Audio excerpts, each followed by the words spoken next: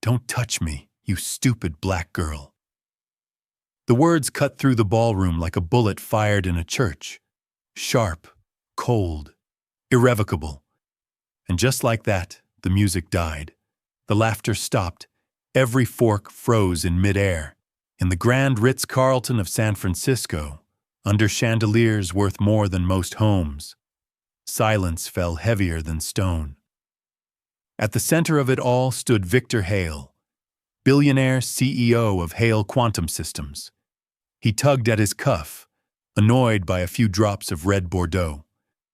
Beside him, the young waitress, Maya Johnson, stood frozen, a napkin in one hand, a bottle of water in the other. She didn't flinch. She didn't cry. She didn't apologize. Her silence was louder than any scream, and in that moment, I felt something stir inside me. A memory. A battlefield. Years ago, I was just a soldier, barely 20.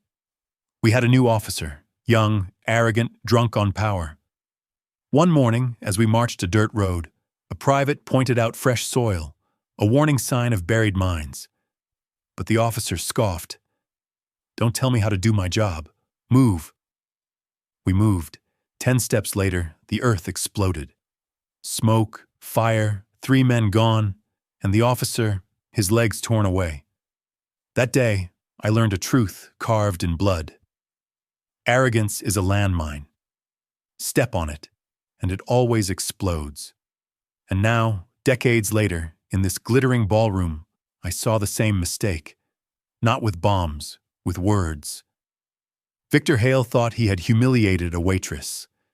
What he didn't know was that Maya Johnson was no ordinary waitress.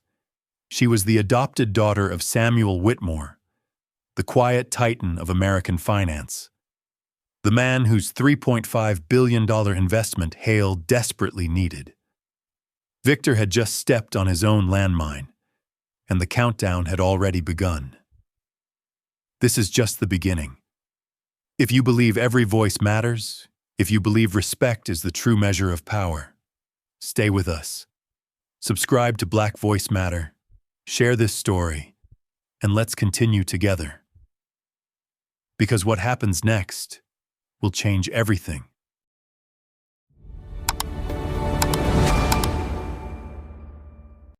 The ballroom at the Ritz-Carlton shimmered like a dream built out of glass and gold. Crystal chandeliers spilled warm light over polished mahogany tables.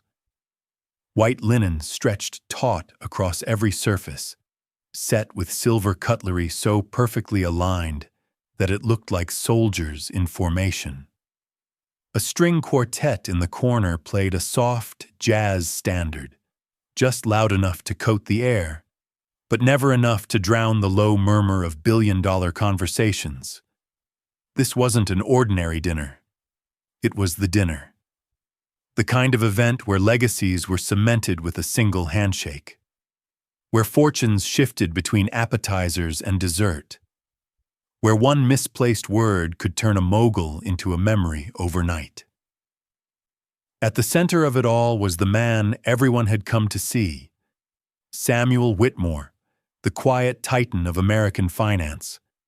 At 72, he sat calmly at the head table, his presence commanding without a single word.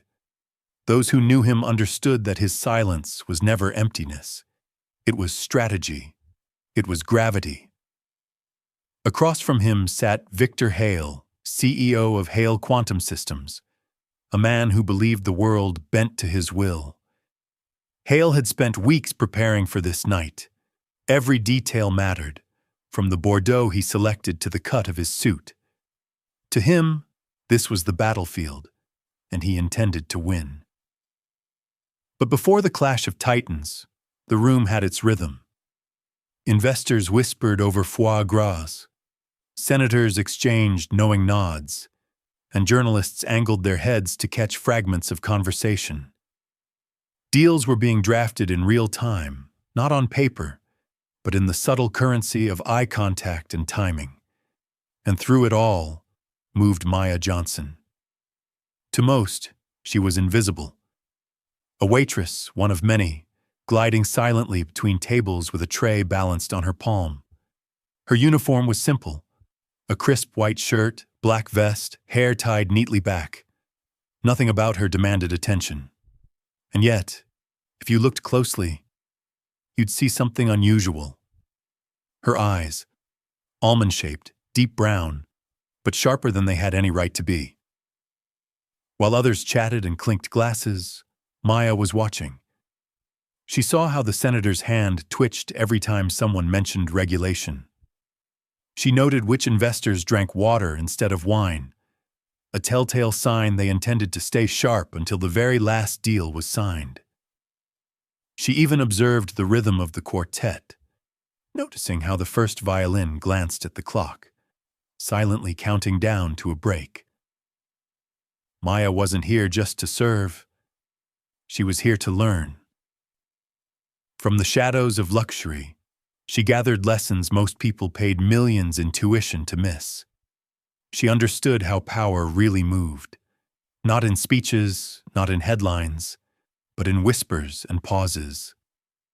She realized that kindness was rare currency in rooms like this, and cruelty, disguised as confidence, often earned applause. And most of all, she knew one truth that her years of struggle had carved into her soul. The people overlooked the most often see the most. As she poured sparkling water into a crystal glass, she caught a glimpse of Victor Hale's reflection. He was laughing too loudly at a joke that wasn't funny, his hand slicing through the air like a man accustomed to owning every space he entered. Maya studied him quietly, the way a hunter studies prey, not out of malice but out of instinct. Inside, her thoughts stirred. Men like him. They never notice people like me, and yet someday they always do, when it's far too late. Her pulse was steady, but her mind was alert. Every move was deliberate. Which glass to fill first, which table to serve next, when to step back into the shadow so she could see without being seen. It was a skill she had honed not from books, but from survival. Most people underestimated her, and she let them, because invisibility, she had learned, was its own kind of armor. The jazz hummed on. The air buzzed with anticipation.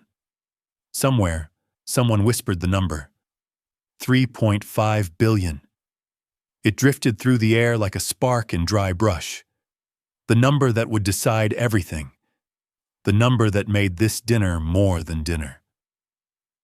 Maya tucked the word away in her mind, as carefully as she placed each glass on the table. She didn't need to understand the contracts to recognize the weight of that figure. Money like that could build empires, or destroy them. And though she moved like background music, present but unnoticed, she felt it in her bones. Tonight, something was about to shift. Her gaze swept across the room once more. The polished shoes, the hushed laughter, the way people leaned in, speaking softly but urgently, as if afraid the air itself might steal their secrets. She inhaled slowly, steadying herself. Because while Victor Hale thought this night was about him, and Samuel Whitmore thought this night was about numbers, Maya knew better. This night was about truth, and truth has a way of rising, even in the quietest rooms. The chandeliers sparkled, the glasses clinked, and the night pressed on. Deals were whispered, smiles exchanged, and the illusion of control hung heavy in the air. But illusions are fragile, and as Victor Hale leaned forward, ready to play his hand, the story of who he truly was and what arrogance always costs was about to begin. Victor Hale liked to think of himself as self-made, not blessed, not lucky, not chosen, made. He was a boy who came from nothing, who clawed his way up with blood under his fingernails and caffeine in his veins. Or at least, that's how he told the story. At MIT, he was just another restless student. Nights spent in fluorescent-lit labs, hunched over a keyboard, a cup of cheap coffee sweating beside him, fingers tapping furiously until dawn. While his classmates went to parties or fell asleep in beanbags, Victor whispered to himself, "Control the code. Control the world." And in that cramped dorm room, control was all he craved. He wasn't after friendship or belonging or love. He wanted systems. Systems that bent to him. Systems that obeyed. His first product wasn't spectacular, a scheduling algorithm that sorted delivery trucks in a more efficient pattern. But when a logistics firm cut him a check for it, Victor didn't see money. He saw proof. Proof that he could take order from chaos. Proof that he could command. By 23, he had a team. By 27, he had a startup with investors circling like hawks. By 30, he had built Hale quantum systems into a rising giant. And by 38, Forbes called him the disruptor of the decade. But ask his employees, and they would tell you a different story. Victor was brilliant, but brilliance was only half of it. The other half was domination. He believed hesitation was a disease. He believed kindness was weakness. He believed fear was fuel. Inside Hale Quantum's glass towers, his footsteps carried like thunder. Conversations cut off when he entered the room. Executives rehearsed their pitches for days, their palms sweating, knowing that one stammer, one pause, could end their careers. He once fired a vice president for saying, "I'm not sure," in a meeting. Another for hesitating 3 seconds too long before answering a question. Uncertainty, Victor told his board, is death, and I don't pay for death. To him, the world was a battlefield, and he, the general. But here's the irony. Generals who lead with fear rarely win in the long run. I've seen it myself, in the army, years ago. We had officers who shouted until their throats were raw, who barked orders like whip cracks, who believed intimidation made them strong. For a while, the men obeyed. Out of fear, yes, but when the real firefight came, when the bullets ripped the air and the dust filled our lungs, fear shattered. The men didn't trust those commanders, and without trust, no unit survives. Victor never learned that. He thought fear was enough, that if people trembled before him, they would follow forever. But fear doesn't bind people, it breaks them. Slowly, silently, until they leave. A journalist once asked him, half joking, "What motivates your people, Mr. Hale? Do they love your vision?" Victor smirked, adjusted his cufflinks. "They don't need to love me, they just need to fear me." It made for a sharp headline. It also made for a prophecy. Because fear-based power is like dry fire. It bursts quick, it burns hot, but it never lasts. It leaves only smoke and ash. And in the shadows of his empire, cracks began to show. High turnover rates whispered the truth. Silent resentment simmered in break rooms. Employees left with exhaustion etched on their faces. But Victor ignored it. To him, departures were casualties, and in war, casualties were acceptable. What he couldn't see was that the war he was fighting wasn't against competitors, or markets, or time.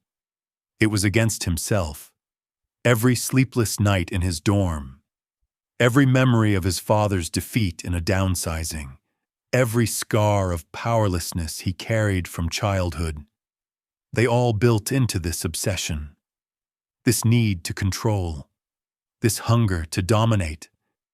And perhaps the cruelest irony of all, the boy who once swore he would never be powerless again had built an empire destined to collapse for the very reason he thought made him strong.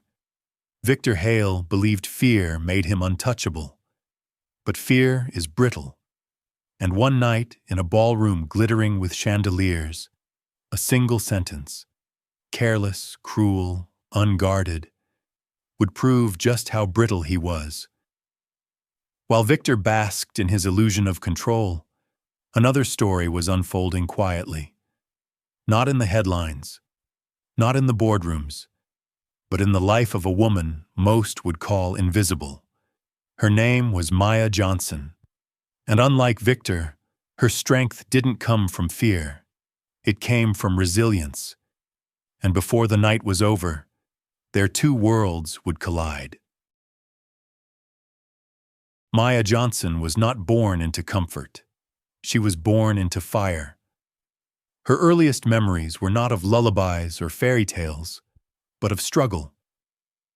She remembered the smell of antiseptic halls, the low hum of hospital machines, and the hollow silence that followed the word cancer. She was only 16 when her mother, her only anchor in the world, slipped away. Cancer didn't knock. It barged in, stole everything, and left nothing behind but bills stacked higher than their rent and a silence that seemed to press down on the walls of their tiny apartment. Her father? He had vanished long before, swallowed by the streets, by his own demons, by whatever excuse men cling to when they choose to disappear. And so at 16, Maya Johnson stopped being a daughter. She became a parent. Her younger brother, Ethan, was 10 years old, bright-eyed and fragile. Cerebral palsy kept his limbs stiff, his movements uneven, his needs endless. But his smile, God, that smile, could light up an entire block. To Maya, Ethan was not a burden. He was the reason she woke up every morning. He was the heartbeat that kept her moving. Still, reality is cruel. Dreams don't pay rent, and destiny doesn't pause to wait for your grief. Maya had been a rising track star, a scholarship athlete, her name whispered by coaches who saw Olympic potential in the arc of her stride. She could run like the wind itself, her body slicing through air as if she was born for speed. That scholarship was her ticket out, her mother's proudest hope. But the day the medical bills came due, those dreams collapsed. She folded her jersey, tucked away her medals, and walked off the track. Family first, she whispered to herself. Even as her chest ached, even as her soul screamed, she chose Ethan. From that moment on, her life became a grindstone. 3 jobs, 6 days a week. Overnight shifts that blurred into dawn. Coffee that burned her throat but barely kept her awake. She waited tables, cleaned offices, stacked shelves.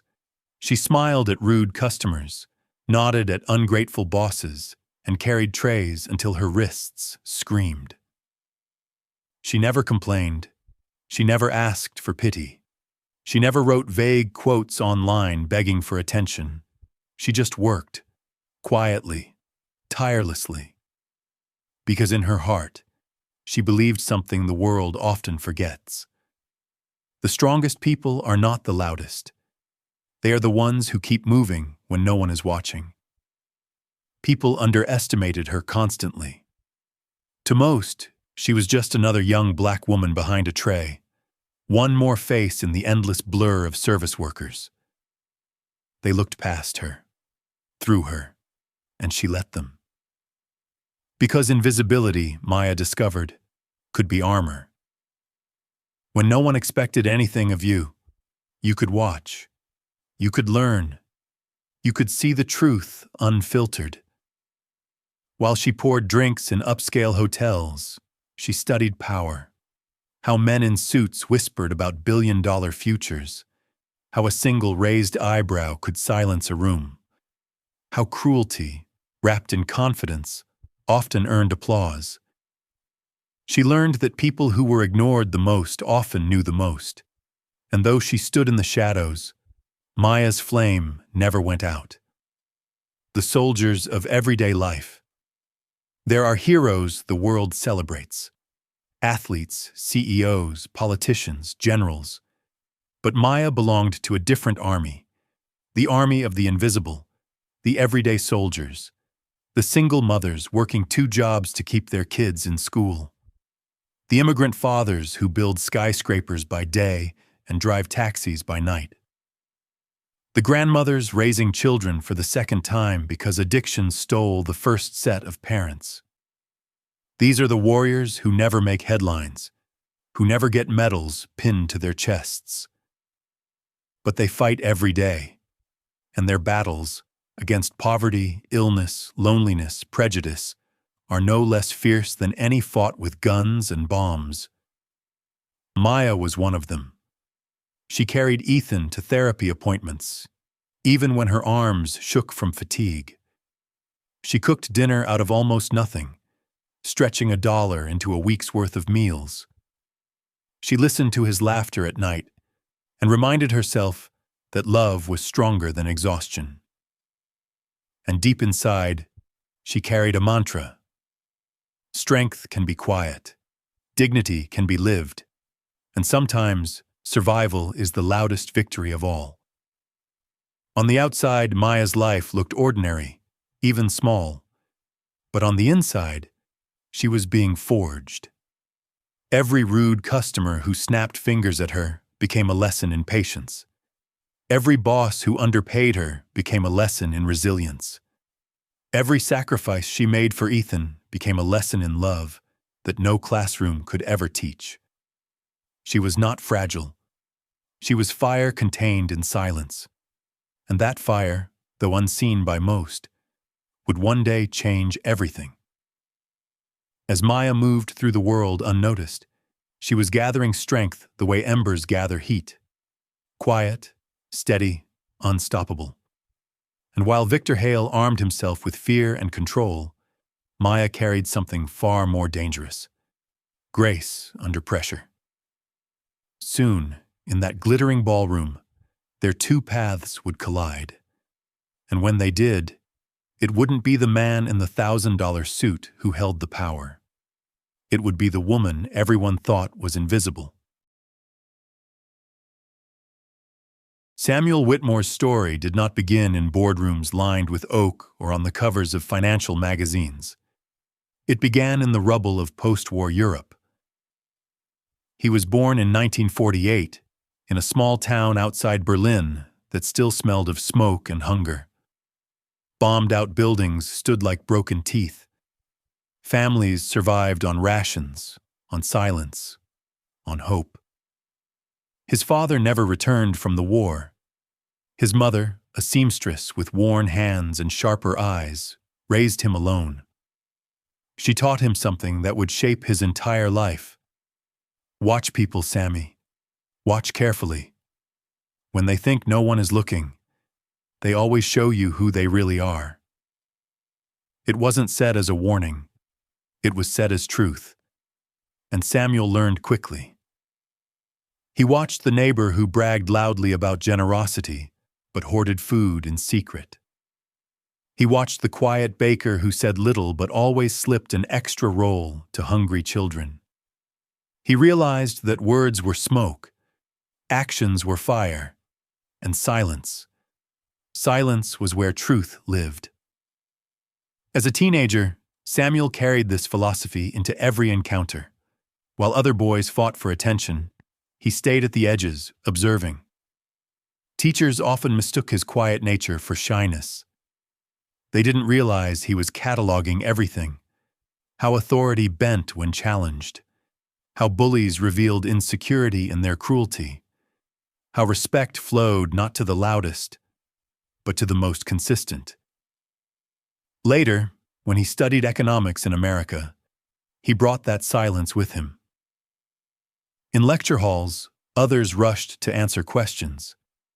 Samuel leaned back, watching professors reveal their biases in the way they favored certain students.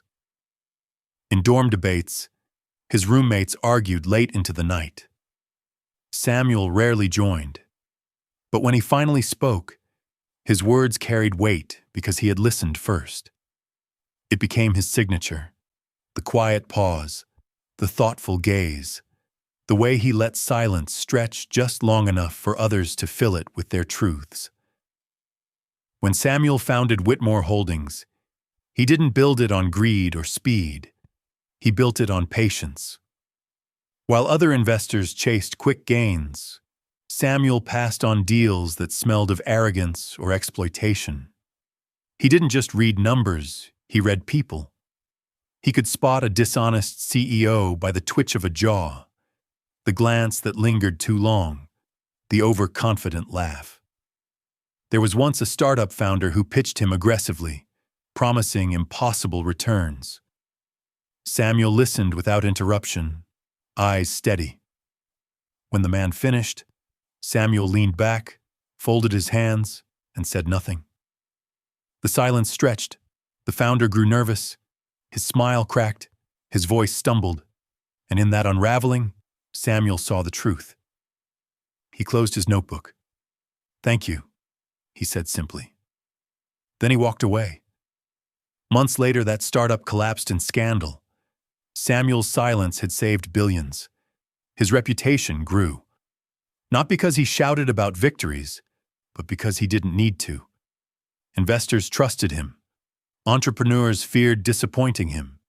He became known as the quiet storm of Wall Street. When he leaned forward in meetings, entire rooms held their breath. He never needed to pound the table. His gaze was enough. I've seen this kind of leadership before, not in finance, but in the army. The best commanders weren't the ones who barked orders at every turn. They were the ones who stood at the front, calm, steady, unshaken.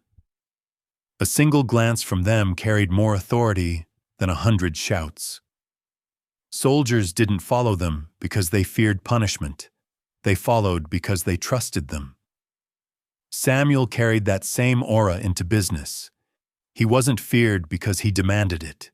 He was respected because he lived it. And that is where the contrast burned brightest. Victor Hale thrived on fear. He believed obedience was born from intimidation. But Samuel Whitmore knew fear was brittle. Fear cracked under pressure. Respect, however, true respect, was unbreakable. It was two philosophies on a collision course. One built on noise, the other on silence. Inside, Samuel often thought of his mother, her voice soft but firm. Observe. Watch. People reveal themselves when they believe no one important is looking.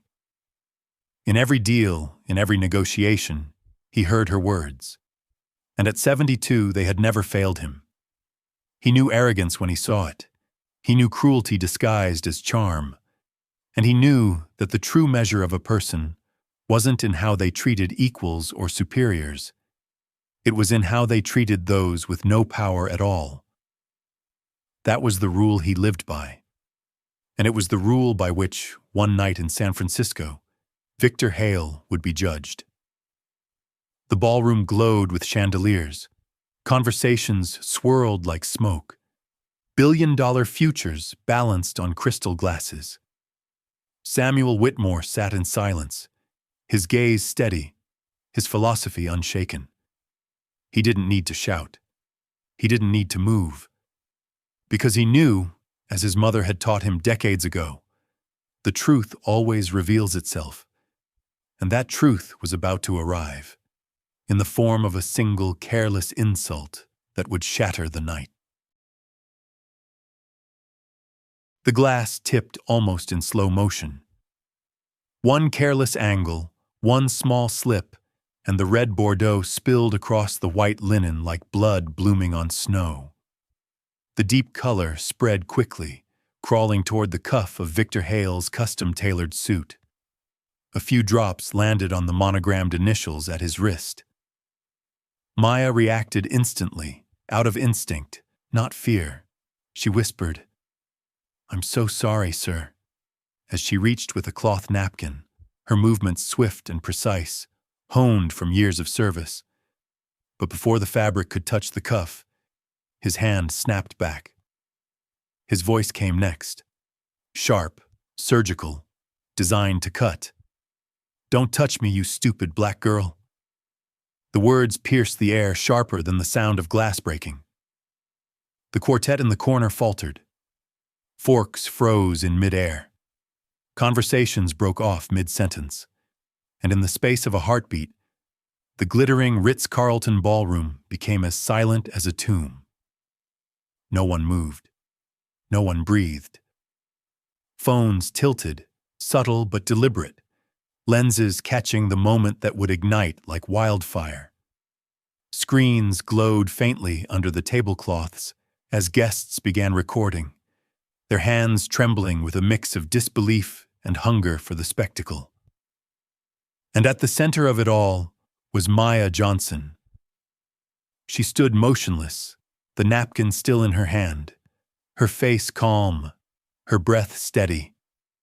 She had heard worse before, in whispered jokes, in careless remarks muttered when people thought she was furniture. But this was different. This was public. This was venom spat in a room full of kings and queens, investors and senators, billionaires and heirs. She could have cried. She could have shouted. She could have thrown the napkin in his face. But she did none of those things. Her silence was louder than any scream. Inside, her heart thudded, but not with panic, with clarity. With that quiet steel she had carried since the day her world collapsed as a teenager. She remembered the hospital corridors, the endless bills, the long nights holding her brother's hand as he slept. She remembered every customer who had snapped their fingers at her, every boss who had called her replaceable. And she remembered how she had survived it all, not by breaking, but by standing firm, by choosing dignity over reaction. So she stood there, silent, still, immovable. And that silence burned Victor Hale more than any reply could have. Around them, the room struggled to restart. A nervous laugh escaped from one of Hale's junior executives, desperate to brush the moment under the rug. But it only made the silence heavier, more suffocating. Guests shifted uncomfortably in their seats. Eyes darted, unsure whether to pretend nothing had happened or to acknowledge the explosion they had just witnessed. Across the table, Samuel Whitmore set down his fork. Slowly, deliberately. His gaze found Victor, calm but crushing. The kind of gaze that didn't need words, a gavel disguised as silence. I sat there watching and felt a chill run down my spine. Because I'd seen this before, not in boardrooms, but in battlefields. In the army, there were moments when chaos erupted, when insults flew, when fear tried to unman a soldier. And I had learned that sometimes, the greatest act of defiance wasn't to fight back immediately. Sometimes, the strongest resistance was to hold your ground, to refuse to break. Silence, I realized, is not surrender. It's a declaration, a refusal to be reduced. Maya's silence was that declaration.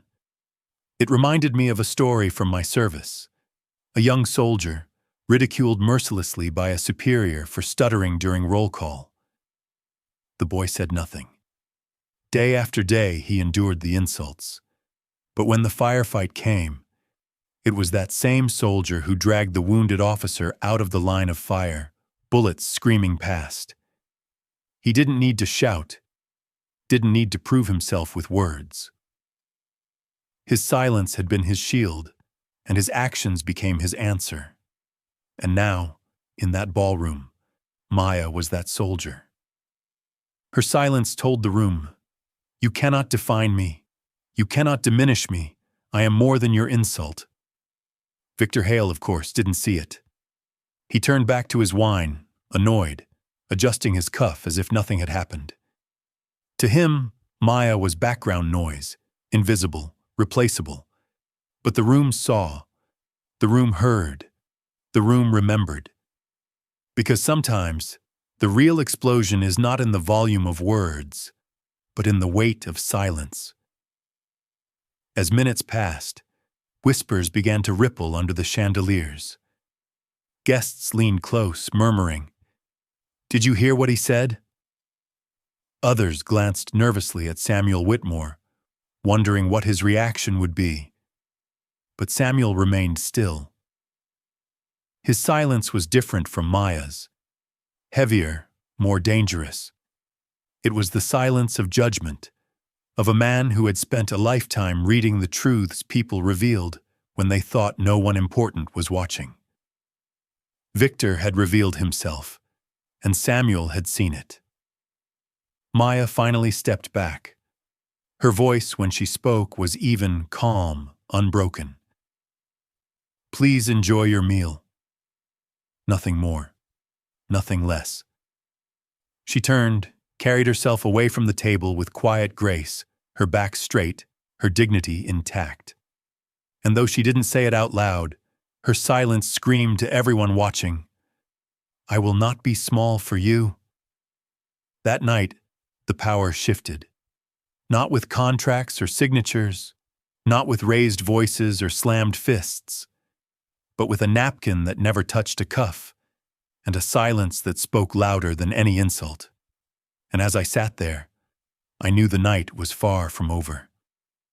The chandeliers still glowed, the glasses still clinked, but beneath it all, the fracture had begun. And in the hours to come, that fracture would split wide open, swallowing empires whole. The evening pressed on, but the fracture in the ballroom had not healed. It lingered, heavy as smoke after a fire. Conversations resumed, yes, but with a stiffness that betrayed the truth. Everyone remembered what had happened. Maya returned to the head table with quiet composure, carrying a tray with the next course. Her movements were steady, practiced, professional. She placed the roasted duck in front of Samuel Whitmore first, then his aides, then the other investors. Only last did she serve Victor Hale. It was a small detail, almost invisible to the untrained eye. But Victor noticed. His jaw tightened, his pride pricked.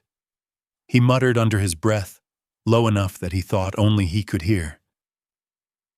"Still learning her place, I see." But Maya heard. She heard every syllable. She said nothing, her silence a shield. Then she moved to refill the glasses. Her hand tilted the pitcher, graceful as always, pouring water with practiced precision. When she reached Victor's end of the table, he did something no one expected. His hand shot out and seized her wrist. Not hard enough to bruise, but firm, controlling, unmistakably meant to remind her of her place. The room froze again. No forks clinked. No voices whispered. Time seemed to slow, trapping everyone in the electric tension of that moment. Victor leaned in, his voice a hiss, thick with wine and arrogance. When real business is happening, you don't interrupt. You wait. You stand still, like the help is supposed to. Maya met his eyes, calm, unflinching. "Yes, sir," she said quietly, her tone neutral but unbreakable. "I understand completely." Then, with a steady hand, she slipped free from his grasp.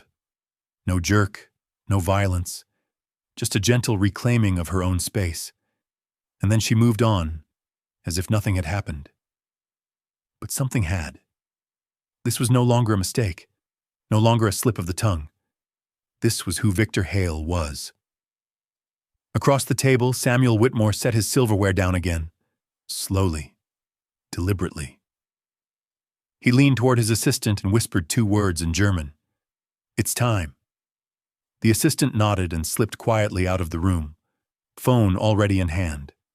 And just like that, the $3.5 billion deal died in silence. The truth about people is simple. Anyone can make a mistake. A careless word, a bad joke, a moment of poor judgment. But when the behavior repeats, when the cruelty resurfaces, it's no longer a mistake. It's a revelation. Victor Hale had revealed himself, and the entire room had seen it. I thought of other times this had happened in America. Other men, other women, who believed their power was enough to shield them from consequence. There was the CEO who mocked a black waiter on a hot mic, thinking the world would laugh with him, until his board forced him out. There was the fashion mogul who praised dictators in an interview, only to watch his empire collapse under the weight of boycotts. And of course, the countless executives, politicians, celebrities who forgot one truth. In the age of phones and recordings, someone is always watching. Arrogance blinds. It convinces you that you can say anything, do anything, and the world will bend. But arrogance always carries a cost. Victor Hale thought his grip on Maya's wrist was a demonstration of power. In reality, it was the death rattle of his empire. Because in that single gesture, he had shown Samuel Whitmore and everyone else in that room who he truly was. Not a visionary, not a leader, not a man worthy of trust, but a tyrant dressed in silk, mistaking fear for respect. And Samuel, the silent giant, saw it clearly. His face betrayed nothing. He did not raise his voice. He did not slam his fist. But those who knew him understood the stillness. It was the stillness of a storm about to break. I remembered a saying from the army. A commander who must shout has already lost. The best leaders don't raise their voices. They don't need to. Their authority lives in their actions, their consistency, their example.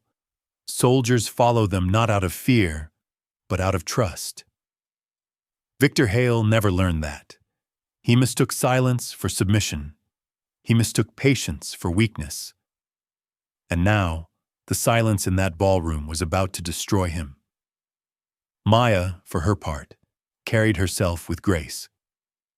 She finished pouring water for the other guests, offered a soft smile to a child at a neighboring table, and walked away as if her dignity had never been touched. But everyone knew it had been tested, and everyone saw she had passed the test. In the hours that followed, news would spread like wildfire. Headlines would scream about the insult. Investors would pull their money. Hale Quantum stock would freefall. But all of that was still to come. In this moment, in that glittering ballroom, all that mattered was the truth revealed. Victor Hale's empire wasn't falling because of bad strategy. It wasn't collapsing because of technology failures. It was unraveling because the rot at its core had been dragged into the light. And once the truth is seen, it cannot be unseen. The chandeliers glowed, the glasses reflected. But beneath the surface, the foundation had cracked. And as Samuel Whitmore leaned back in his chair, his gaze heavy with judgment, the course of the night had already shifted. The storm was coming. What began as a single insult had now multiplied into something undeniable. Victor Hale had shown his true nature twice, and twice was enough. Soon, Samuel Whitmore would reveal a truth of his own, one that would shatter not just a deal, but an entire empire. The moment arrived without fanfare. No raised voice, no pounding fist, no thunderous declaration. It began with Samuel Whitmore standing slowly, deliberately, like a mountain rising from the earth. His chair scraped softly against the marble floor. Yet somehow, the sound was louder than the quartet's final note. The room froze. Conversations died mid-breath. Every head turned. Victor Hale leaned back, puzzled, forcing a smile that looked more like a grimace. He assumed Samuel was about to toast, perhaps announce the deal's completion. In his arrogance, he still believed the night belonged to him. Samuel didn't look at Victor first. He looked at Maya. Their eyes met across the table, hers steady, calm, unreadable. his filled with a quiet recognition, as if he'd been waiting for this very moment. Then he gave a small nod, part permission, part affirmation. Turning back to the table, Samuel's voice carried not because it was loud, but because it was even, firm, undeniable. "Before we continue," he said, "there is someone very important I'd like you all to meet properly." Maya froze mid-step, the tray still balanced against her hand. The room shifted. Eyes darted from Samuel to her, confusion knitting brows. Victor's smile twitched. "Your general counsel? Another VP?" he asked, trying to inject humor, but his voice rang thin. Samuel ignored him. He lifted one hand, gesturing toward Maya. "This," he said, his hand resting gently on her shoulder as she stepped forward, "is Maya Johnson, my daughter." The air cracked. It was not a sound. It was the weight of 100 gasps colliding at once. Forks clattered to plates. A glass tipped over somewhere in the back. Phones tilted higher, recording with renewed urgency. The ripple of shock rolled through the ballroom like a wave breaking against rock. Maya stood beside Samuel now. No tray in her hand, no apron on her waist, only the quiet strength of someone who had nothing to hide. She did not shrink. She did not bow. She stood level, steady, the daughter of a giant. Victor blinked once, twice. His lips parted, but no words came. The color drained from his face like sand from a broken hourglass. "She was adopted when she was 7, Samuel continued, his tone calm, his presence absolute. "She chose to keep her birth name, but make no mistake. She is my daughter in every way that matters, and she has been working here, not for income, but to learn firsthand how people in power treat those they believe are beneath them." He turned slightly, scanning the room, his gaze heavy as judgment. "Tonight, you all witnessed exactly that." A murmur rippled like thunder after lightning. Guests exchanged looks, some shocked, some ashamed, some angry, and in that silence, Samuel delivered the final strike. "The woman you called stupid, Mr. Hale, is wiser than most executives I've ever met, and in my house, dignity is not optional." The silence afterward was crushing. Victor's mouth opened, but the words caught in his throat. He had built his empire on confidence, on the illusion of invincibility. But illusions cannot withstand truth spoken in public. And tonight, his mask had been torn away. The irony hung in the air like smoke. A billionaire CEO, a man who believed the servers in the room were pawns, had just been destroyed by the very person he dismissed as invisible. The smallest piece on the board had flipped the entire game. I thought of the battlefield again. Once, during my service, a green recruit barely out of boot camp had saved an entire platoon. Ambushed, pinned down, leaders shouting over one another. It was the recruit, quiet until then, who crawled through the mud, flanked the enemy position, and opened fire at the right moment. His action broke the ambush. He bought us all time to retreat. That day, I learned something timeless. Sometimes it isn't the seasoned veterans or the decorated captains who change the tide.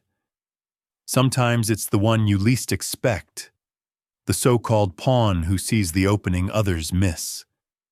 And tonight, Maya Johnson was that soldier. Victor Hale had dismissed her as nothing, but in dismissing her, he had given her the very power to undo him. The room shifted.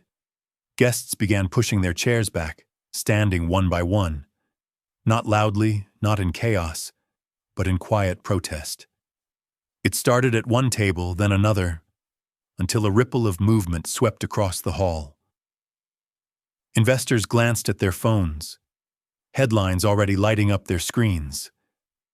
Hale humiliated investor's daughter. Victor remained frozen. His forced smile cracked into something hollow. His empire had begun to crumble, and he didn't even have the words to defend himself. Maya, meanwhile, did not gloat. She did not smirk. She simply stood there, chin lifted, not triumphant, but truthful. Seen. At last. It struck me then, the difference between power and leadership. Victor had power, but it was brittle, rooted in fear. Samuel had leadership, rooted in silence, patience, character. And Maya had something rarer still. The dignity to endure insult without breaking. The grace to rise when underestimated. The courage to stand visible after years of invisibility. That is what real strength looks like. The ballroom buzzed now with whispers. Some guests walked out. Others typed furiously into their phones, messages flying across the financial world. By the time dessert arrived, the deal was already dead. But the story was only just beginning. As Maya stood beside Samuel, the balance of the night had shifted forever. Victor Hale had been exposed, not by contracts or numbers, but by character. And character, once revealed, cannot be hidden again. Soon, the consequences would arrive. Swift, public, irreversible. The empire Victor thought he controlled was already slipping through his fingers. The ballroom had never been so quiet. Not even the quartet dared to strike another note. For a few moments after Samuel's revelation, the room hung in suspended disbelief. Then, like dominoes, the collapse began. It started with the vibration of phones, a muffled buzz here, a flicker of light under a table there. Within minutes, screens across the hall were glowing, messages flying out, headlines flashing into existence. By the time dessert was carried in on silver trays, the story was already sprinting across the internet. Whitmore walks away from Hale deal. CEO insults investor's daughter in public meltdown. $3.5 billion acquisition dead in San Francisco ballroom. The guests who remained checked their phones obsessively, their faces illuminated by the cold blue light of collapse.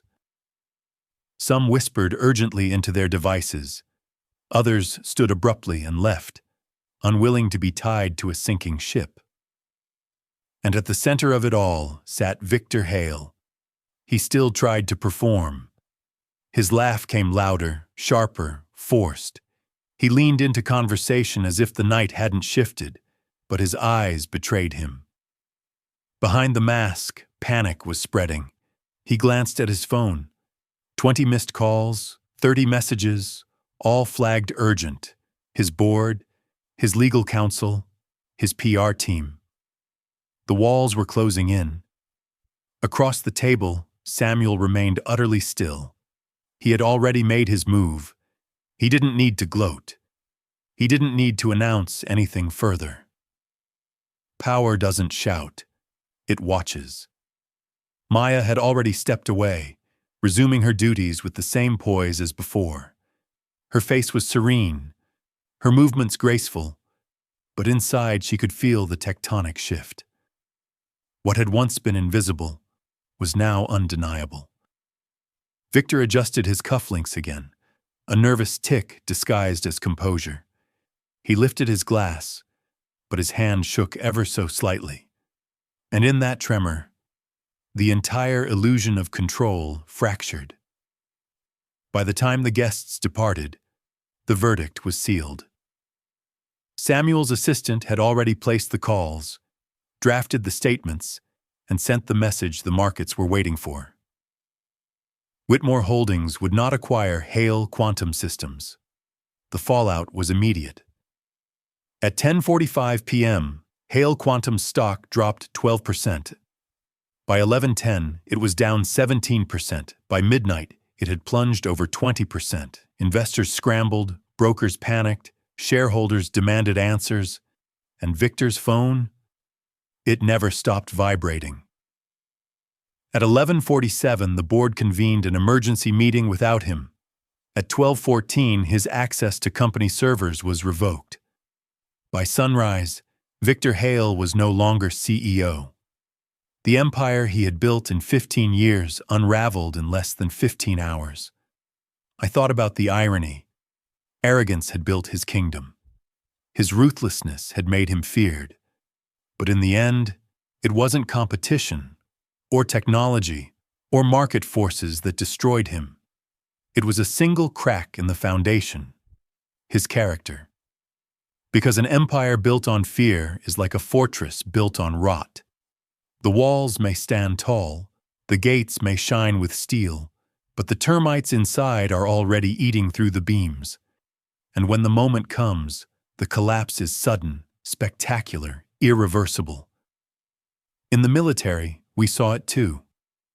Bases didn't fall because of enemy artillery alone.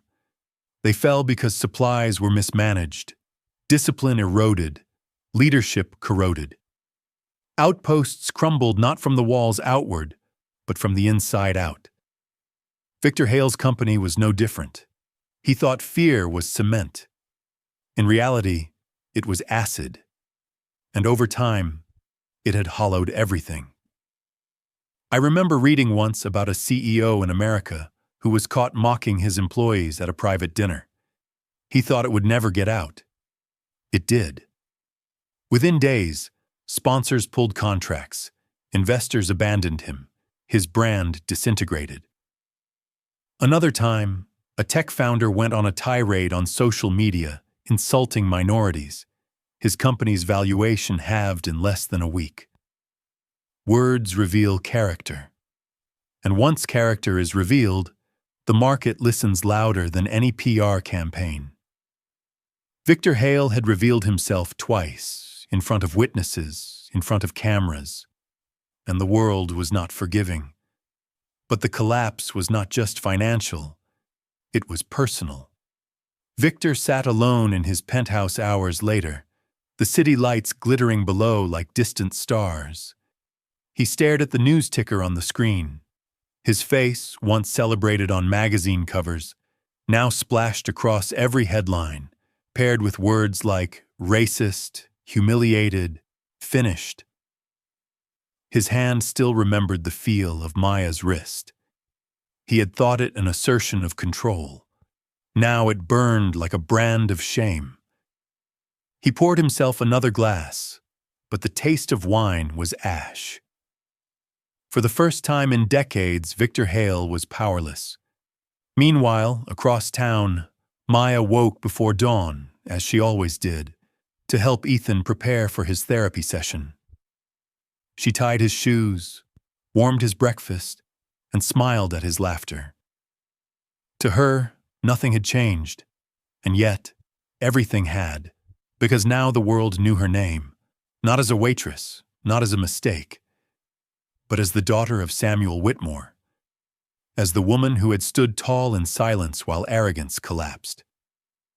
She didn't crave the attention. She didn't revel in Hale's downfall. What she carried instead was the quiet knowledge that dignity, once lived, can dismantle even the mightiest illusion of power. That night at the Ritz-Carlton would be remembered for years. Not for the meal, not for the music, not even for the failed acquisition, but for the moment when arrogance met dignity, and dignity won. The deal was dead.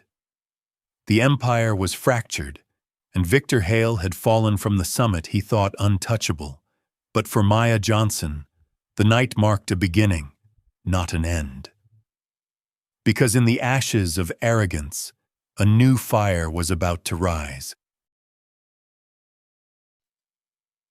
The sun had barely risen over San Francisco when Maya Johnson walked through the glass doors of Whitmore Holdings. The skyscraper loomed above her, sleek and sharp against the morning sky. For years, she had entered buildings like this only to serve food, carry trays, clear tables. But today, she stepped in not as invisible staff. Today, she walked in as Director of Corporate Humanity, Her name was etched on a new plaque outside a corner office. Maya Johnson, Director of Corporate Humanity. Simple, elegant, unshakable. The office itself was not ostentatious. A wide oak desk, a wall of glass overlooking the bay. A single framed photo of her and Ethan on the shelf, his smile radiant as ever. The view was stunning, yes, but what caught her breath was the sense of belonging. For the first time, she was not standing in the shadows of power. She was part of it. But with that belonging came weight, responsibility. She knew this was not a symbolic gesture from Samuel. He hadn't given her this title to soften headlines or score moral points. He expected her to lead, to shape culture, to bring humanity into a world too often ruled by numbers and fear. And that terrified her. For a moment she stood by the window, hands pressed against the glass. The city stretched endlessly below. The same city where she had scrubbed floors, carried plates, hustled between jobs to keep Ethan's therapy going. Now those same streets carried her toward something far greater. She whispered to herself, almost a prayer, "Don't shrink now, don't disappear, stand." By noon, the auditorium was filled, not just in San Francisco, but on screens around the world. Employees from New York to Singapore, from London to Johannesburg, tuned into the live stream. Some had seen the viral clips of her in the ballroom. Others only knew her as the new face on company memos. Now, they waited to hear her voice. Maya stepped onto the stage, the lights hot against her face. The microphone stood taller than she expected. She adjusted it with steady hands, though inside her chest thudded like a drum. She looked out at the rows of faces, executives in tailored suits, interns with laptops, technicians still in their uniforms, and beyond them, thousands more watching through screens. For a moment, her throat tightened. Then she remembered Ethan, his laughter, his unyielding joy despite every limitation, and she let that memory steady her. She began softly. "Yesterday, I was called stupid." The room hushed. Even the air seemed to pause. Not because I made a mistake, not because I failed at my work, but because someone believed their title made them more human than me. She let the words hang. No rush, no apology. I said nothing in that moment. I chose silence. But today I choose to speak. She leaned slightly forward, her voice gaining strength. There is a difference between power and leadership. Power can be taken. Leadership is earned. I didn't take this seat. I was trusted with it. And I intend to honor that trust. Somewhere in the front row, an executive shifted uncomfortably. Further back, a young intern sat taller in her chair, eyes bright. I believe in companies where people are valued not only for what they produce, but for who they are. I believe every role deserves dignity. Every title deserves accountability. And every voice, especially the quiet ones, deserves to be heard. Applause began hesitantly, then swelled, rising like a tide. Not polite applause, real. Maya smiled, not triumphantly, but gratefully. She continued, "When I was 16, I lost my mother. When I was 17, I became both sister and mother to my younger brother Ethan. Cerebral palsy has limited his body, but not his spirit. His smile kept me alive through 3 jobs, 6-day weeks, and sleepless nights. I don't share this for pity. I share it because I know what it means to feel invisible, to be underestimated, to be dismissed. And I know that invisibility can break you, or it can forge you. For me, it forged me." Her voice broke slightly, but she pressed on, steady again. "I stand here today not as proof of my own strength, but as proof of something bigger. That dignity matters, that humanity matters, that no empire, no matter how powerful, can last if it forgets the people who make it possible. The auditorium erupted. Across the world, screens lit with comments. Yes, exactly what we needed. Finally, someone speaking truth. I sat watching, and it struck me, this was not just her victory. It was a victory for everyone who had ever been told they didn't belong. It was for the single mothers juggling 2 jobs and night classes, for the janitors who scrub skyscraper floors long after executives go home, for the immigrant workers whose names are mispronounced, but whose sweat holds up entire industries. Maya carried all of them in her words. She didn't just speak for herself, she spoke for dignity. Her appointment was more than a new title. It was a statement. That a woman once dismissed as stupid could stand on the global stage and command not through fear, but through truth. It reminded me of something from my service. Once, in a battlefield chaos, a sergeant told us, "Rank may order you, but respect makes you follow." That day, we followed not the man who shouted loudest, but the one who kept his head, who remembered we were human before we were soldiers. Maya had become that leader now, not by choice but by calling. After the speech, applause thundered through the hall, echoing down the glass walls of Whitmore Holdings. Maya stepped back, her chest heaving, her palms damp. She had done it. She had spoken. She had refused to shrink. Samuel watched from the wings, his eyes proud but unreadable. He had always known silence could reveal truth. Now he knew his daughter could wield it to change futures. That day marked the birth of something new, not just for Maya, but for Whitmore Holdings, and perhaps for business itself. Because in a world where arrogance had just destroyed an empire, dignity had built a new foundation. And the next test would be proving that foundation could endure. There are truths that outlive wars, governments, and empires. Truths carved not in marble, but in memory. On the battlefield, I learned early. Never underestimate the quiet one. The recruit who says little, the soldier who blends into the shadows. They are often the ones who, in the hour of chaos, step forward with courage that silences everyone else. I remember a mission in the desert. We were caught in an ambush, bullets raining like steel rain.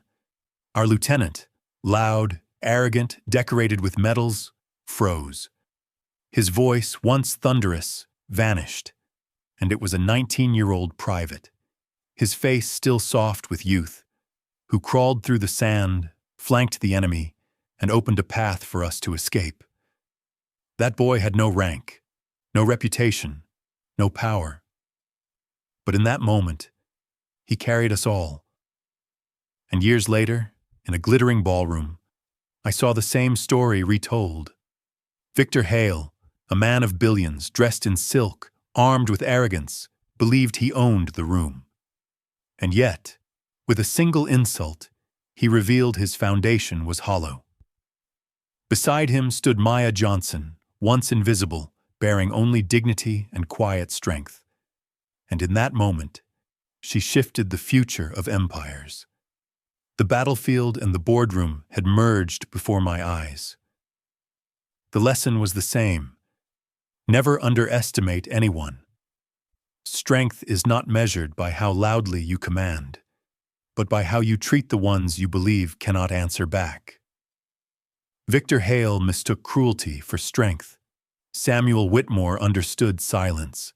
Maya Johnson embodied dignity. And it was dignity, not domination, that rewrote the night. I think of the millions like Maya, the ones who hold up our world quietly. The waitress balancing plates with aching wrists, smiling though no one bothers to look her in the eye. The taxi driver ferrying strangers home at 3 a.m., working 16-hour days so his children can go to school. The janitor sweeping marble floors, unseen, while executives hurry past with briefcases. They are the overlooked soldiers of everyday life, and every single one of them deserves respect. If you want to know who a person truly is, watch how they treat the ones who cannot advance their career, who cannot enrich their wallet. That is the test. That is the truth. Arrogance can build empires. Fear can hold them for a while. But a single crack of character, once revealed, destroys it all. A military base does not collapse because the walls are weak. It collapses because rot festers within. A business empire does not crumble because of one bad quarter. It crumbles when arrogance blinds its leader to humanity. Victor Hale lost $3.5 billion not to competition, not to markets, but to a truth as old as time. Character matters. And Maya Johnson, once invisible, proved that dignity is not weakness. It is the most unshakable form of strength. That is the lesson I will carry beyond this night, beyond this story. From battlefield to ballroom, from soldier to CEO, the truth does not change. Respect is not optional. Dignity is not negotiable. Humanity is the only empire that endures. When the dust settled, the headlines told the numbers. Victor Hale lost a $3.5 billion deal. His company lost nearly a quarter of its value overnight. His title of CEO evaporated before sunrise. But the numbers are not the true story. The true story is this. One careless sentence, one insult thrown in arrogance, ended an empire. And one woman, standing silent, holding her dignity, reminded the world that humanity outweighs wealth. Maya Johnson didn't just win a battle for herself. She proved that character can flip the chessboard of power.